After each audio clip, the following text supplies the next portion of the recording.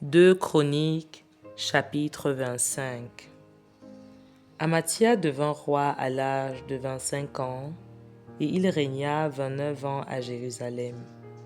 Sa mère s'appelait Joadane de Jérusalem.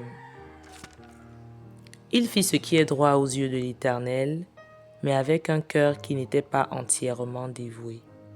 Lorsque la royauté fut affermie entre ses mains, il fit périr ses serviteurs qui avaient tué le roi son père. Mais il ne fit pas mourir leur fils, car il agit selon ce qui est écrit dans la loi, dans le livre de Moïse, où l'Éternel donne ce commandement. On ne fera point mourir les pères pour les enfants, et l'on ne fera point mourir les enfants pour les pères, mais on fera mourir chacun pour son péché. Amathia rassembla les hommes de Juda et les plaça d'après les maisons paternelles, les chefs de milliers et les chefs de centaines, pour tout Juda et Benjamin. Il en fit le dénombrement depuis l'âge de 20 ans et au-dessus, et il trouva 300 000 hommes d'élite en état de porter les armes, maniant la lance et le bouclier. Il prit encore à sa solde dans Israël 100 000 vaillants hommes pour 100 talents d'argent. Un homme de Dieu vint auprès de lui et dit : « Ô roi, qu'une armée d'Israël ne marche point avec toi, car l'Éternel n'est pas avec Israël, avec tous ses fils d'Éphraïm. Si tu vas avec eux, quand même tu ferais au combat des actes de vaillance, Dieu te fera tomber devant l'ennemi, car Dieu a le pouvoir d'aider et de faire tomber. » Amathia dit à l'homme de Dieu : « Et comment agir à l'égard de 100 talents que j'ai donnés à la troupe d'Israël ?» L'homme de Dieu répondit : « L'Éternel peut te donner bien plus que cela. » Alors Amathia sépara la troupe qui était venue d'Éphraïm, afin que ces gens retournassent chez eux. Mais ils furent très irrités contre Juda, et ils s'en allèrent chez eux avec une ardente colère. Amathia prit courage et conduisit son peuple. Il alla dans la vallée du sel, et il battit 10 000 hommes des fils de Séhir. Et les fils de Juda en saisirent 10 000 vivants, qu'ils menèrent au sommet d'un rocher, d'où ils les précipitèrent, et tous furent écrasés. Cependant, les gens de la troupe qu'Amathia avait renvoyés pour qu'ils n'allassent pas à la guerre avec lui, fit une invasion dans les villes de Juda depuis Samarie jusqu'à Beth-Horon. Ils tuèrent 3 000 personnes et enlevèrent de nombreuses dépouilles.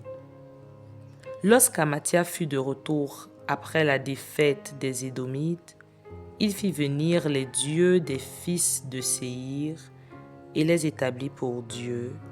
Il se prosterna devant eux et leur offrit des parfums. Alors la colère de l'Éternel s'enflamma contre Amathia, et il envoya vers lui un prophète qui lui dit : « Pourquoi as-tu recherché les dieux de ce peuple quand ils n'ont pu délivrer leur peuple de ta main ?» Comme il parla, Amathia lui dit : « Est-ce que nous t'avons fait conseiller du roi ? Retire-toi. Pourquoi veux-tu qu'on te frappe ? » Le prophète se retira en disant : « Je sais que Dieu a résolu de te détruire parce que tu as fait cela et que tu n'as pas écouté mon conseil. » Après s'être consulté, Amathia, roi de Juda, envoya dire à Joas, fils de Joachaz, fils de Jéhu, roi d'Israël : « Viens, voyons-nous en face. » Et Joas, roi d'Israël, fit dire à Amathia, roi de Juda. L'épine du Liban envoya dire au cèdre du Liban : « Donne ta fille pour femme à mon fils. » Et les bêtes sauvages qui sont sur le Liban passèrent et foulèrent l'épine. Tu as battu les Édomites, penses-tu, et ton cœur s'élève pour te glorifier. Reste maintenant chez toi. Pourquoi t'engager dans une malheureuse entreprise qui amènerait ta ruine et celle de Juda. Mais Amathia ne l'écouta pas, car Dieu avait résolu de les livrer entre les mains de l'ennemi, parce qu'il avait recherché les dieux d'Édom. Et Joas, roi d'Israël, monta, et ils se vinrent en face, lui et Amathia, roi de Juda, à Beth-Shemesh, qui est à Juda. Juda fut battu par Israël, et chacun s'enfuit dans sa tente. Joas, roi d'Israël, prit à Beth-Shemesh Amathia, roi de Juda, fils de Joas, fils de Joachaz.